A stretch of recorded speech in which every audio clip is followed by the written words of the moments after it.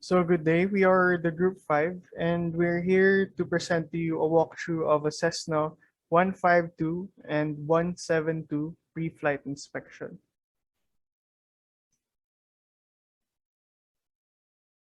So for our members, we have Bartolome Johnson, Bueno Noel Andrew, Castro Frederick, Fermo Joshua P, Flores Kritz, Janoras Jed, and Sanchez I.A.N.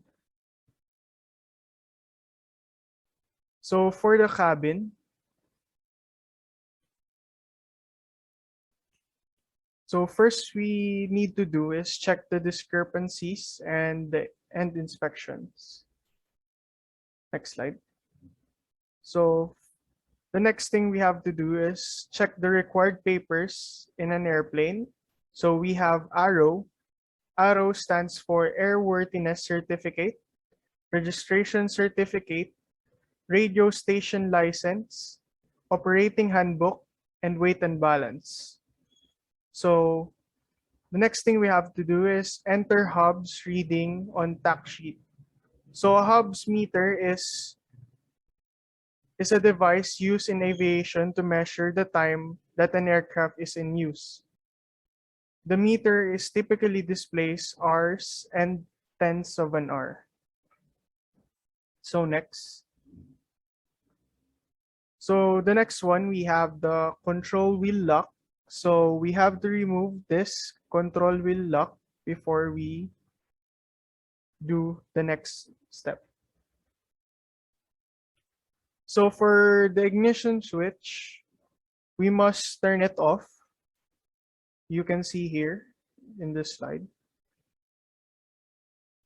So next slide. And for the master switch, we have to turn it on. So for fuel gauges, we have to check the quantity of the fuel every time. You can see the left and right wing tanks. So next slide.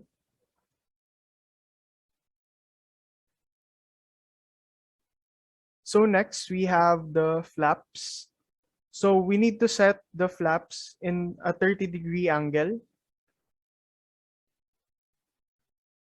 So again, the master switch, we must turn it off. Next slide. So the next thing is we have to turn on the fuel shut-off valve. Next slide. So for fuselage and empennage, first thing we got to do is to drain the fuel. You can see here. And next, so fuselage and empennage, we have to check its condition. So we need to check if there is anything that is blocking blocking the empennage and the fuselage. So next. So we have here the rudder gust lock. So we have to remove this rudder gust lock, enable for the rudder to move freely. So next. So next we have to do is the tail tie down. So you can see here in the picture, there's a tie in the tail of the plane. So we need to remove that before the next step. So next. So we have the control surface. Check the attachment and movement. So here are the highlighted. Here is the highlighted controlled surface in a Cessna 172 and 152. So we have to check the movement of each controlled surfaces so that we will have a safe flight when we use it. So next.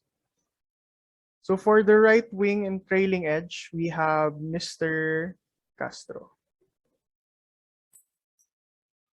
So good day. So I am William Pasco. I will report right wing trailing edge and the right wing. So let's go to the right wing trailing edge. So uh, next is flaps. So if flaps, you need to check the attachment and the movement. So what is the purpose of flight? So flaps. Flaps is a lifting device that used to reduce the stalling speed of the aircraft wing at the given weight. So flaps are usually mounted on the wings and the trailing edge at the fixed wing aircraft. So flaps are used to reduce the takeoff distance and the landing distance. So next slide. So next slide is the 11. So what is the purpose of the 11? So 11 is a movable part of an airplane wing that is controlled by the pilot and permits him to roll the aircraft on its longitudinal axis. So the primary use of the L11 is to bank the aircraft per turning. So next, so on the right wing, so wing tie down. So it should be disconnected.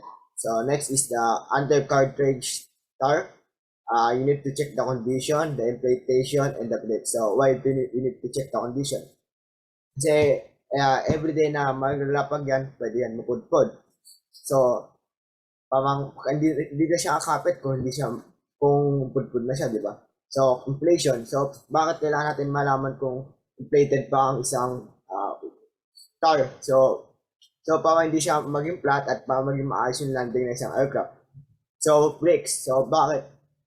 Ba't kailangan natin i-check ang brakes? So syempre, lahat naman ng is kailangan ng brakes. So para hindi agad-agad yung mag-move yung aircraft forward or backward motion. So next is fuel drain. So bakit natin need mag-fuel drain? So fuel drain should be drained. Bakit? Para makita natin kung meron mga kalawang o wala. So next is the fuel count quantity.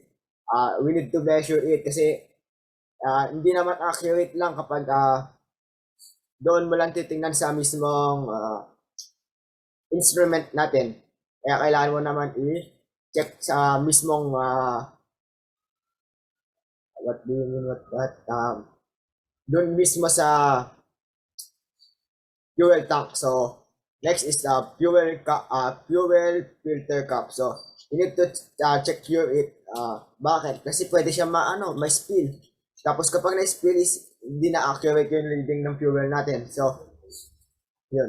So next is the wing surface. Check natin yung condition ng wing surface. Bakit? Kasi pwede siya magkaroon ng corrosion, pwede siya magkaroon ng gas. So bakit? Bakit yun? Siyempre, sa aircraft price natin, kapag nakalipad na yung aircraft, so hindi natin alam kung meron ng corrosion o meron ng damage o meron ng scratches. So, nakakasira din yun sa airworthiness ng isang aircraft. So, windshield. So, kailangan siya maging clean. Bakit? Dahil kailangan visible lahat ng nakita ng isang piloto. So, that's all. Thank you. For our nose, first we have to check the engine oil level. So it has a 4 to 6 quarts of engine oil. So usually nakalagay po siya sa cap kung ilang quarts ang uh, engine oil level na nakalagay para sa isang aircraft. So next is the fuel sump.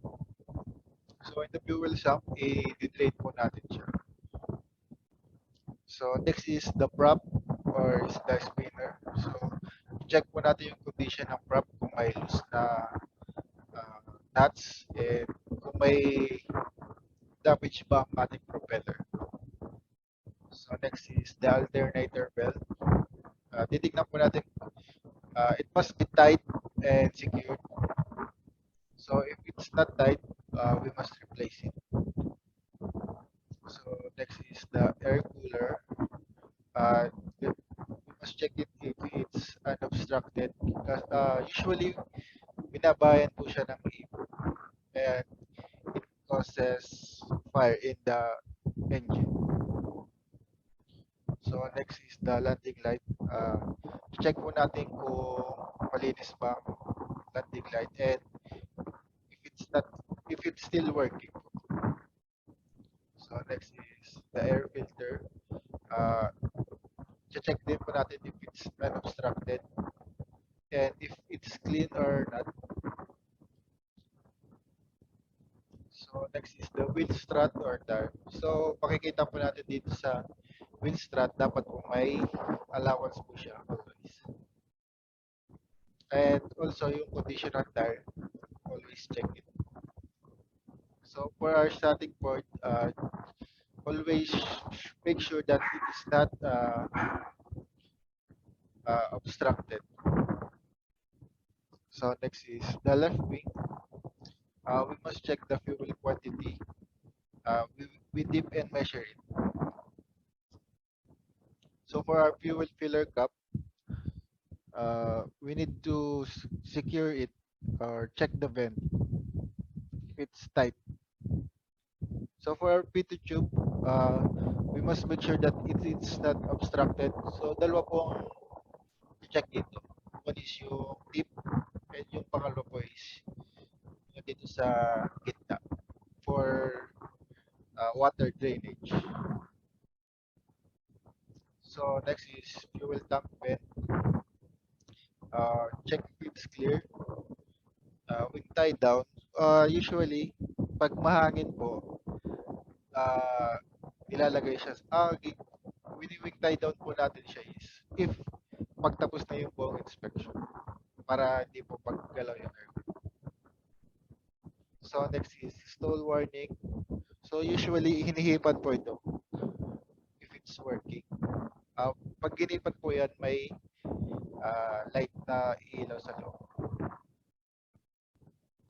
For wing surface, check the condition if may damage po wings. So next is the lift wing trailing edge. For aileron, check attachment and the movements and counterweights. And also for flaps, check attachment and movement. So for our undercarriage tire, yung nasa likod na tire, check condition, inflation, and brakes. And last is remove the chocks before flying.